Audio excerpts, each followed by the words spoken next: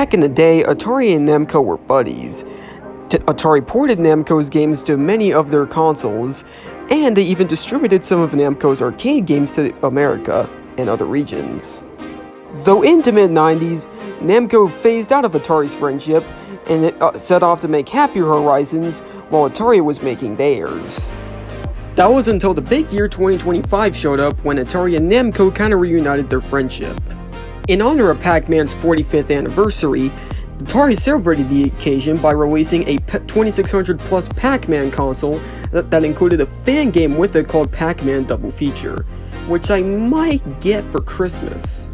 And Atari released a new DLC for their game compilation Atari 50, which brought a DLC including many Namco games from Atari systems ported onto Atari 50. The games included are Pac-Man, Galaxian, Dig Dug, Galaga, and Xevious. And this is what we're going to be reviewing today, since I find this DLC very interesting because I find the Namco games on the Atari systems pretty cool, to be honest. Not only that, they included some extras for the DLC, including photos, artwork, and behind the scenes and commercials for the games. So let's take a look at the Atari 50 Namco DLC today. Now, I bought the Atari 50 game compilation and the Namco DLC with it a few days ago. So when you go to Atari 50, you see the original modes of like other Atari games and stuff like that, but then you see Pac-Man and Beyond, which is the Namco DLC. And you click on it, and you see the Atari versions of Namco games, and also extras and stuff like that. Now let's take a look at the extras first before we go into the games itself. Now, I actually found a bunch of obscure promotion artwork and I found a lot of who drew the covers of the artworks of the covers for the Namco games on Atari systems. And not to mention, there was some concept art that I have never ever seen before. And also what's really cool is that they included some commercials and trailers for the Namco games that were distributed by Atari, or commercials for the Namco games on the Atari 2600, 5200, 8-bit, and other systems. And I think the best thing that they did for the extras in this DLC is that they made documentaries that were exclusive to the games that were in this Namco DLC collection, like Atari 2600 Pac-Man, Galaxian, and some other games. And they go into very little detail on what the history behind those ports were. Do you know what this reminds me of? Those early Pixar DVDs that included various amounts of extras put into it. More specifically, they remind me of the A Bug's Life and Finding Nemo DVDs, where they included interviews, publicity, and extras. And the fact that those remind me of those so much just shows how much care they put into this DLC, and I love that so much. But we're not here to talk about the extras, we're here to talk about the games themselves. And they included some pretty good titles of the Namco games that they included in this. We will first start off with the greatest maze chase game of all time, and that is Pac-Man. Atari included 3 versions of Pac-Man, so let's see how all of them turned out. We will of course start with the Atari 2600 version of Pac-Man. I'm pretty sure everyone and their grandma knows this version. It's super inaccurate to the arcade, it looks and sounds bad, the ghost flicker is absolutely terrible, and I heard the controls are laggy. Now here is my hot take opinion on this version. Yes, I know why it sucks, and I think I can get some part of that. But at least it tries, I repeat tries, to be like Pac-Man. You have to collect all the dots controlling Pac-Man while avoiding the 4 ghosts. I get it's trying to be like Pac-Man, it just sucks at doing so. So I think that is my opinion on Atari 2600 Pac-Man. Now the next version of Pac-Man that Atari included was for the Atari 8-bit. Now this is a massive step up from the 2600 version. It looks more like the arcade, and it looks and sounds and plays cool. Though the cover art of the game has to be one of the most cursed Pac-Man drawings I have ever seen in my life. Though this version isn't without flawed. Inky is colored green for some reason, and the gameplay can be a bit slow, but it's still playable, and that's what matters. Now, the final version of Pac-Man that Atari included was the Atari 5200 version. Now, this is basically the Atari 8-bit version, but it plays a lot faster, and the Ghost Siren was turned up to the volume a lot higher. So, nothing to say here, at least. Now we move on to Galaxian, and Atari also included 3 versions of Galaxian for this DLC pack.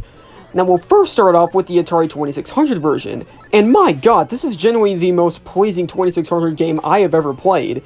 It looks more like the arcade, and it sounds pretty awesome as well. And this is genuinely a very pleasing version of Galaxian to play if you're playing this on the Atari 2600. Next we move on to the Atari 8-bit version of Galaxian, and it sucks. And just like Pac-Man, it looks more like the arcade version, but with one glaring problem. It controls like ass! In the arcade version of Galaxian, your ship moved okay, though slow. A bit too slow. Though the Atari 8-bit version of Galaxian is the complete opposite. Your ship moves way too fast, to the point where it's slippery to control at every moment, at every turn. So I don't know if this version of Galaxian is any good. Now the last version of Galaxian that Atari put on this DLC is the Atari 5200 version.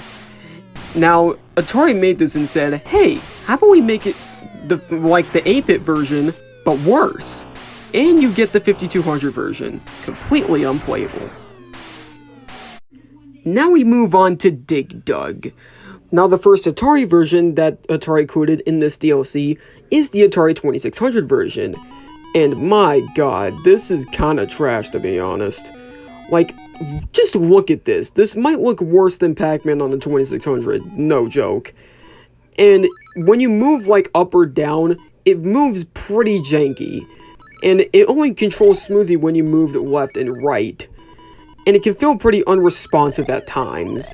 So, yeah, this is kind of a dud. Now, the next version of Dig Dug that Atari included in this DLC is the 5200 version. Now, this version is a major step up from the 2600 version. It plays smooth, and it also plays good. Though I think my main issue of the game is that the music, when Dig Dug walks, takes an eternity for it to start up. But nonetheless, it plays good, and it's overall a good port. Now here we have a mysterious gem here. Atari included the Atari 8-bit version of Dig Dug in this DLC, which I heard is super rare and is overall very mysterious. So after playing this version myself, it's fine. It's just an average port of Dig Dug. Though I did find the sprite animation a bit weird. When Dig Dug is digging through the dirt, it looks like he's digging it through his bare hands, when in other versions, it looks like he's using his drill to dig through the dirt. So I find this version pretty weird for its sprite animation. And overall, the Fighters look more like turtles or raptors, and the Pukas just look kinda boring to be honest, so yeah, I think this is overall kind of like a weird one, but it plays good. And the final version of Dig Dug that is on the DLC is the Atari 7800 version. Now, this is probably the most arcade-accurate Atari version of Dig Dug that I've probably ever seen. And it uses the same sounds from the 2600 version, which is kind of a downgrade. But this version, nonetheless, is very good.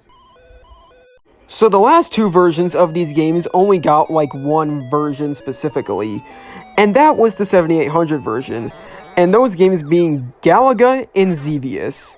Let's start with Galaga. The 7800 version of Galaga is actually pretty nice.